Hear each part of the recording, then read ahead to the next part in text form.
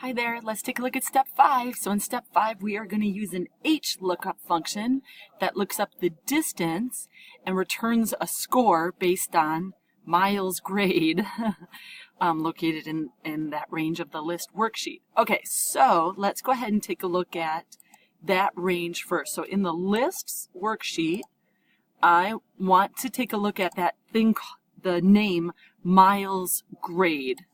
It's an interesting name for this range of data. So miles is the miles to the school. And then they call it a score or a grade. We're going to give it a grade of 1, 2, 3, 4, or 5, depending on the miles associated with it. So we're going to build an HLOOKUP to take the miles of the school, that data, and return to us the grade, the 1, 2, 3, 4, or 5. Okay, so I'm going to go here I'm back on the school data worksheet. I'm in cell O14, and I'm going to get started. I'm going to start typing HLOOKUP. I'm going to select it from my list. Ooh, I'm just going to move this over a little bit so you can see that part there. Okay, so HLOOKUP is just like a VLOOKUP. The only difference is that our table data is horizontally instead of vertically. So there's the H and the V. So the first thing we do is we say, hey, Excel, look up this piece of information. And that sits here in C14.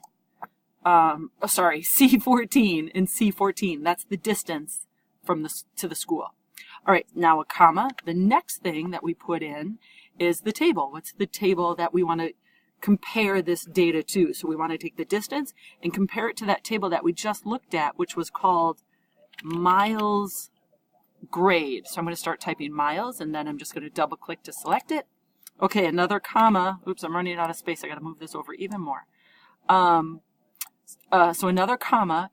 In that table of data called Miles' grade, what do we want to have returned to us? Do we want to have return to us the things that are in row 1, or do we want to have returned to us the information that's in row 2?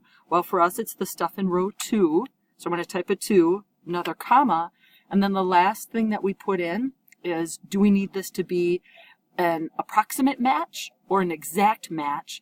Well, we saw that table already. There is no exact match for 672 miles, so it has to be an approximate match. So I'm going to double click on true. All right, wrap up your ending parentheses, press enter, and then let's go see and take a look, see if this grade seems correct. So we're at about 672 miles, I think. And go back here to the lists. And based on roughly 600 miles, yep, we get a score of 2 from that table. So, a score of 3, right? It's closer to, it's closer to 700 than it is to 500, 672 miles. So give it a go. Once you have it in there, then don't forget to fill it on down the rest of the column, the whole entire column. Email me if you have any questions at all.